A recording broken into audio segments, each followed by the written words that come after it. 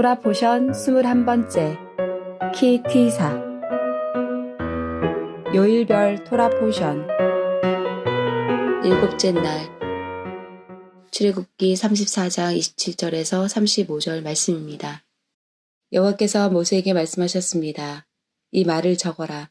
그것은 내가 이 말로 너와 이스라엘에게 언약을 세워주었기 때문이다. 모세는 거기에서 40일 밤낮을 여호와와 함께 지냈습니다. 그동안 모세는 음식도 먹지 않고 물도 마시지 않았습니다. 모세는 언약의 말씀, 곧 십계명을 돌판에 적었습니다. 모세가 시내산에서 내려왔습니다. 모세는 손에 언약의 돌판 2개를 들고 있었습니다. 모세는 여호와와 함께 이야기를 했기 때문에 그 얼굴이 빛나고 있었지만 자신은 그 사실을 모르고 있었습니다. 아론과 이스라엘의 모든 백성은 모세의 얼굴이 빛나는 것을 보았습니다. 그래서 그들은 모세의 곁에 가까이 가기를 두려워했습니다. 하지만 모세가 그들을 부르자 아론을 비롯해서 백성의 모든 지도자들이 모세 쪽으로 몸을 돌렸습니다. 그러자 모세가 그들에게 말을 했습니다. 그때에야 비로소 그들이 모세에게 가까이 나왔습니다. 모세는 여호와께서 시내산에서 주신 모든 계명을 그들에게 주었습니다. 모세는 백성에게 말하기를 마친 다음에 수건으로 얼굴을 가렸습니다. 그러나 모세는 여호와께 나아가 주님과 이야기할 때는 수건을 벗고 밖으로 나올 때까지 수건을 쓰지 않았습니다. 그 후 모세가 밖으로 나와서 여호와께서 명령하신 것을 이스라엘 백성에게 전해 주었을 때 이스라엘 백성이 모세의 얼굴이 빛나는 것을 보게 되었으므로 다음에 또다시 여호와와 이야기하러 들어갈 때까지 모세는 얼굴을 가리고 있었습니다.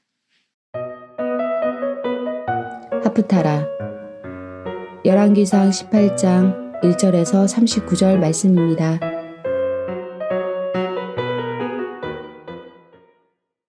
세월이 흘렀습니다. 가뭄이 든 지 3년째 되던 해에 여호와께서 엘리야에게 말씀하셨습니다.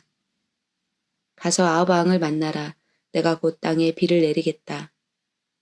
그리하여 엘리야는 아합을 만나러 갔습니다. 그 무렵 사마리아에는 심한 가뭄이 들었습니다. 그래서 아합 왕은 왕궁을 관리하는 사람인 오바다를 부르러 사람을 보냈습니다. 오바다는 참 마음으로 여호와를 따르는 사람이었습니다.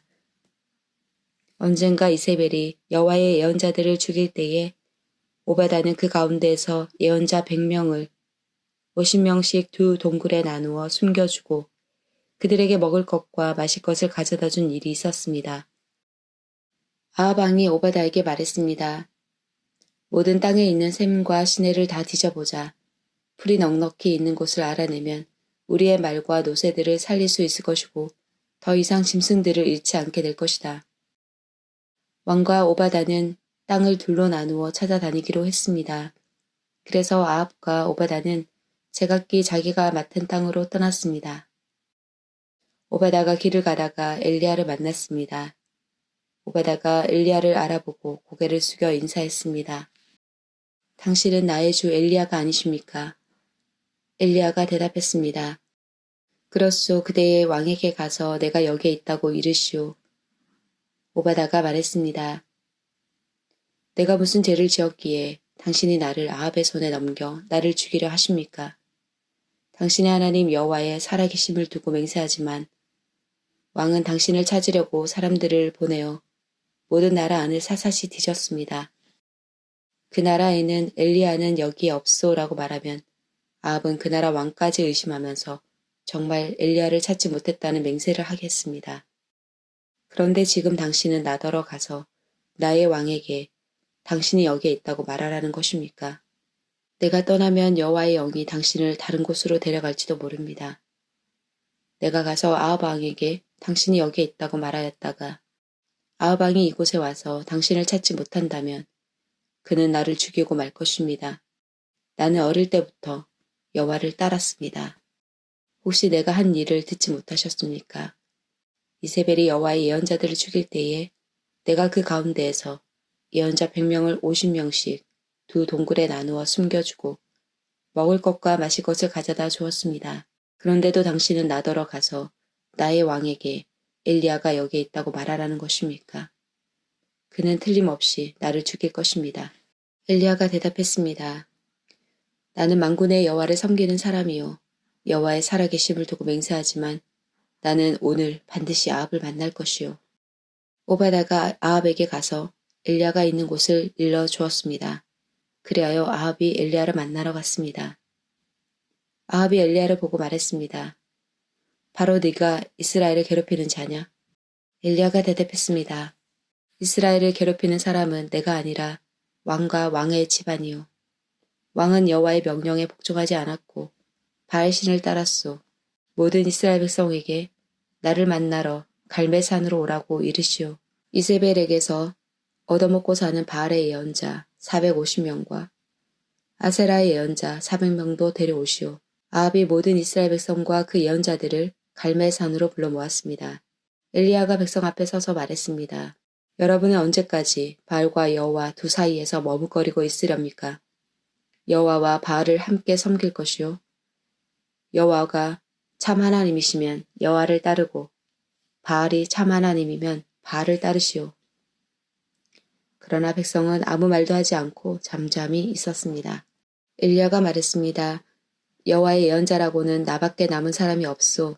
그러나 바알의 예언자들은 450명이나 있소.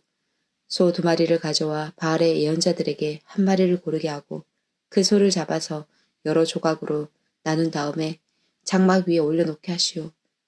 그러나 거기에 불을 지피지는 마오. 나도 나머지 소 1마리를 잡아서 장작 위에 올려놓겠소. 나도 거기에 불을 지피지 않겠소. 당신들 바알의 예언자들이여, 당신들의 신에게 기도하시오. 나도 여호와께 기도하겠소. 기도를 들어주셔서 불을 내리시는 신이 참 하나님이시오. 그러자 모든 백성이 그렇게 하는 것이 좋겠다고 말했습니다. 엘리야가 바알의 예언자들에게 말했습니다. 당신들은 수가 많으니 먼저 하시오. 소 1마리를 잡아서 준비하고 당신들의 신에게 기도하시오. 그러나 불을 지피지는 마시오. 그리하여 그들은 소 1마리를 잡아다가 준비해놓고 아침부터 한낮이 될 때까지 바알에게 기도했습니다. 그들은 바알이여 우리의 기도를 들어주십시오라고 외쳤습니다. 그러나 아무런 소리도 들리지 않았으며 아무런 대답도 없었습니다.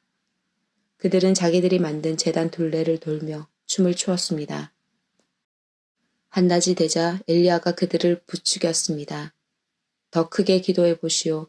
바알이 정말로 신이라면 지금 생각에 빠져 있는지도 모르고 아니면 다른 일로 바쁘거나 어디 먼 길을 떠났는지도 모르지 않소.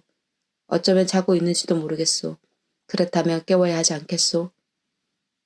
그들은 더 큰 소리로 기도했습니다. 그리고 칼과 창으로 자기 몸을 찔러서 피가 나게 했습니다. 그들은 그런 식으로 자기들의 신을 예배하기도 했습니다. 낮이 지나서 저녁 제사를 드릴 시간이 다 되도록 바알의 예언자들은 계속해서 미친 듯이 날뛰었습니다. 그러나 아무런 소리도 들리지 않았습니다. 아무런 대답도 없었고 어떤 움직임도 보이지 않았습니다. 엘리야가 모든 백성에게 말했습니다. 이제는 나에게로 오시오. 백성이 엘리야 곁으로 모여들자 엘리야는 무너진 여호와의 제단을 다시 쌓았습니다. 엘리야는 야곱의 아들들의 지파수에 따라 돌 12개를 준비했습니다. 야곱은 옛날에 여호와께서 내 이름을 이스라엘이라 하여라고 말씀했던 사람입니다. 엘리야는 그 돌들을 가지고 여호와를 위해 제단을 쌓았습니다. 그리고 나서 제단 둘레에 곡식 종자를 2세아 정도 담을 수 있는 작은 도랑을 팠습니다. 엘리야는 제단 위에 장작을 놓고 소를 잡아서 여러 조각으로 나눈 다음에 장작 위에 올려놓았습니다. 그런 다음 항아리 4개에 물을 가득 채워서 재물과 장작 위에 부으시오라고 말했습니다. 엘리야가 한 번 더 부으시오라고 말하자 사람들이 그대로 했습니다. 엘리야가 또 말했습니다. 한 번 더 부으시오. 사람들이 3번째로 물을 부었습니다. 그리하여 물이 제단 위로 넘쳐 흘러 도랑을 가득 채웠습니다. 저녁 제사를 드릴 때가 되자 예언자 엘리야가 제단 앞으로 나아가 기도했습니다. 여호와여, 주님은 아브라함과 이삭과 이스라엘의 하나님이십니다. 주님이 이스라엘의 하나님이심을 증명해 주십시오. 그리고 제가 주님의 종이라는 것과 주께서 저에게 명령하여 이 모든 일을 하게 하셨음을 이 백성에게 보여주십시오. 여호와여, 제 기도를 들어주십시오.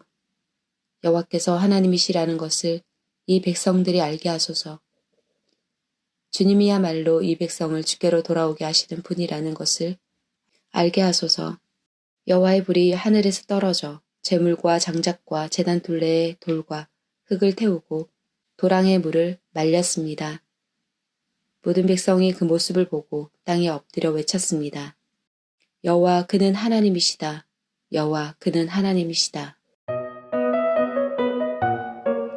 브릿 하다샤. 고린도후서 3장 1절에서 18절 말씀입니다.